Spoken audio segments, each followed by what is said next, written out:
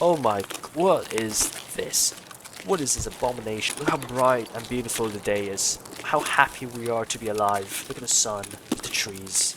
Okay, stop right there. Do you guys see a difference?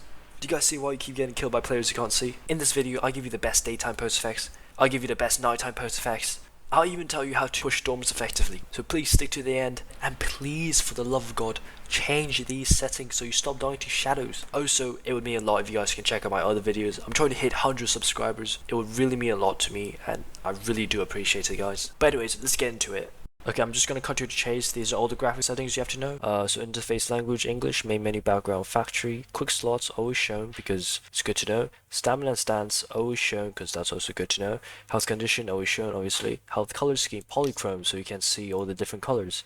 Highlight available operations, everything. Okay, so if you have under 16 gigabytes of RAM, then turn this thing off because you get unnecessary lag spikes out of nowhere, and it's not gonna be good when you're in a firefight. Personally, I would recommend something like ISLC, which is the Intelligent Standby List Cleaner. It does a much better job in cleaning RAM and optimizing RAM usage, and I'll link it down in the description, so check that out if you guys want. Okay, next, physical cores. No one knows what this does since it's broken, so I just leave it off. Okay, next is the FOV. So personally, I recommend somewhere in between, in the middle area. I like 61 just because I've always been using 61. Just don't use really low, really high FOV. Really high FOV gives you a lot of recoil on high magnification scopes like TAC-30 and Voodoo or those kind of stuff. And low FOV just looks disgusting. And if you're an FPS gamer, I don't think you ever use low FOV in any video games. Maybe Doom 1990 or something. Okay, head bobbing, you never want this beyond 0.2. You don't want constant camera shakes when you run, so just turn this off, 0.2. Malfunction notifications obviously on because you want to know when you have a malfunction. Preload hideout, I have it off because I don't usually go to hideout every time I load the game up. Block group invites, well, I mean this is always subjective. Okay, so while I was editing this video, BSG decided to drop a patch. For the setting double click item quick use, it's split in 3 parts where either you can disable it, do it in raid only, or in raid and stash. Personally, I recommend doing it in raid only so you don't accidentally consume anything in your stash. But yeah, save that. Okay, excuse my loadout, but let's go graphics. So I use 2560 times 1440 because this is good for YouTube videos and it's not too wide. I used to use 3440, 1440, but it's a bit too wide and just makes YouTube videos kind of stretch if you see some of my early videos. Screen mode borderless so I can seamlessly switch between Discord and Tarkov. Aspect ratio is 16:10 because I like to play on a slightly wide so I can see it. Well, I came from Rainbow Six Siege and CSGO, so I like some wide. You know, if you want really wide, then 4:3 and 5:4, but it's a bit too wide for me. So texture quality I'd set it high because it looks better for my YouTube videos. Texture quality doesn't really have an impact on performance, unlike other games. Tarkov is very CPU bounded, so even if you have like a potato GPU, it should be fine with high textures unless you have really low VRAM, then turn that to low. Unlike texture quality, shadow quality does have a huge impact on the game performance, so turn that to low. Also, low shadows give you a slightly competitive edge, allows you to see better. Object LOD quality I set it to 2 because the visual differences are negligible. It does give you some performance differences as well, so just set it as 2. Overall visibility 1000 because I don't play on reserve and lighthouse, so there's no point going further. But if you do play on those maps, then 1500 plenty enough. Don't go beyond that where you get performance issues. But if you have a low end PC, make this to 400 and you get a massive FPS boost.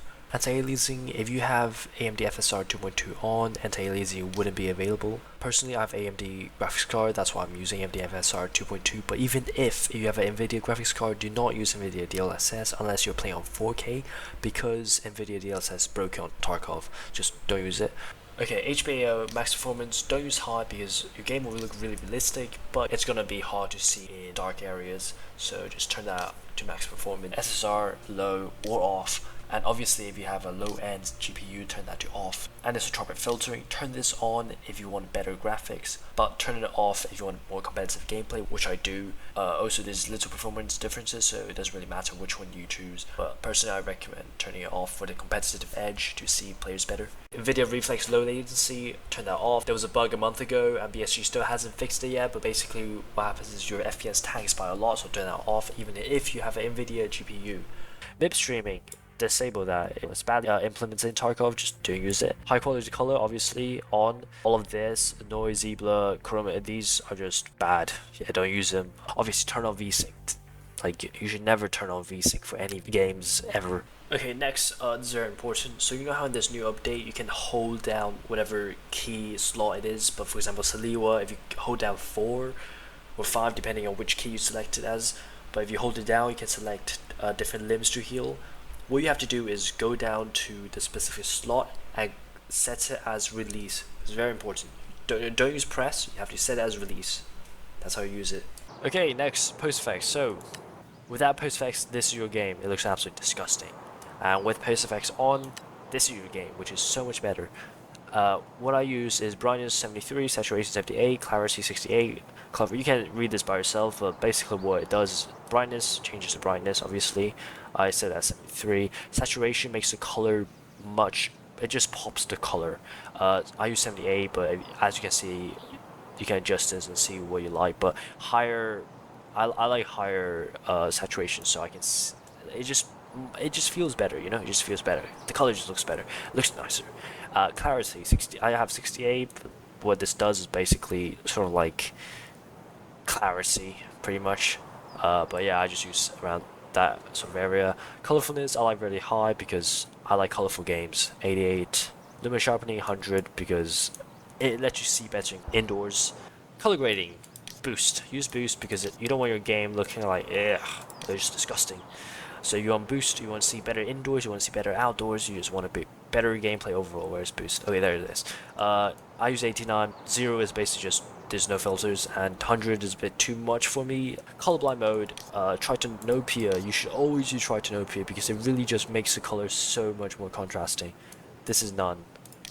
And this is tritanopia. It makes the green so much greener. It actually looks so nice. Like if you look at the default bushes, it's so yellowish and it just looks dry. It hasn't seen water in 5 months. But if you use tritanopia, it looks so lush and green. I use 76, but you can use a bit higher or a bit lower, but around this range. Anyways, that's PostFX. And if you see, without PostFX, what is this? Oh, disgusting. If you use PostFX, the game looks so much more beautiful. Right, let's check out indoors. Yeah, as I was saying, it just looks so much better. You can see so clear. Like, look at that, it's so clear. Look at that. Everything is so clear. Look at this, look how clear it is. Oh my god, it's absolutely gorgeous, the game is. Alright guys, you know what? Let's try playing without PostFX. Oh my, what is this? What is this abomination? Oh my god, it's disgusting, it's horrible.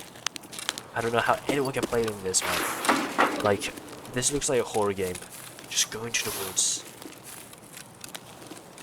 And a boom, if you turn it back on, it looks amazing. Oh my, like, look at the difference, man. If you're not using this PostFX, I don't know what you're doing. Use this PostFX, please. Okay, let's make ourselves 3-story dorms. Let's go. Okay, let's see how this looks without PostFX. Oh my god, you can see clearly how just dark that area is. And if you get shot from, I don't know, that door right there, you're kind of screwed. Enable PostFX. Like, look at the difference. It's astonishing, really. Look how bright and beautiful the day is. How happy we are to be alive. Look at the sun, with the trees. Okay, let's enter dorms. Okay, this is the moment of truth. Right. Look how clean this is. Okay, let's turn off PostFX. Yeah, that's grim, I can't lie. It's literally so foggy in there, you can't see anything. Like, you can't see anything unless you have a flashlight. But if you turn this on, boom, you can actually see. You can see so much. Alright, let's look at the difference, guys. Visualize. Okay, without PostFX. Enable PostFX. It's literally 2 different games. Okay. Let's make ourselves. Okay, you can see it's so clear. Like, you see all the details, everything. This is without. unclear. You probably die because of how unclear it is, especially in those areas. Bonus tip: I will teach you guys how to push storms. Basically, you want to do this and this. This is how you push storms every time.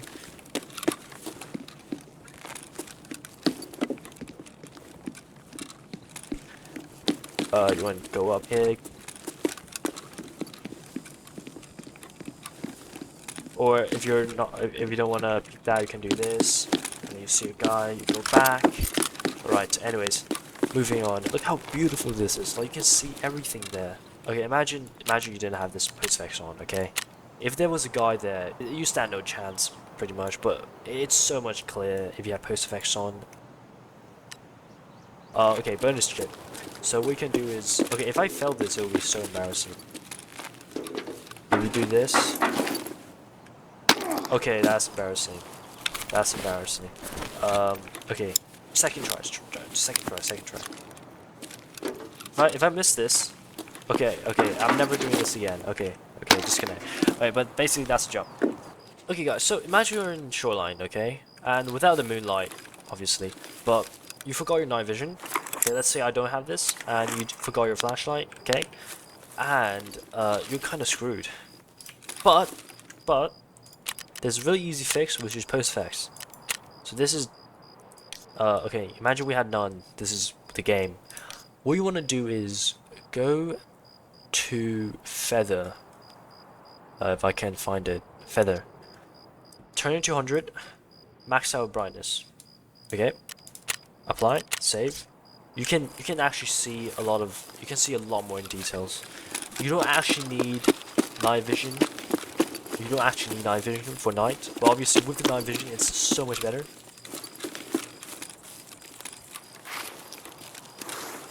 Let me show you what it is without feather. Okay, that's that for the video. Thank you all for watching. I would really appreciate if you guys can check out my other videos. I'm trying to reach 100 subscribers, so I really appreciate if you guys can subscribe. But anyways, good luck to you guys. Good luck with your raids, and I'll see you again next time.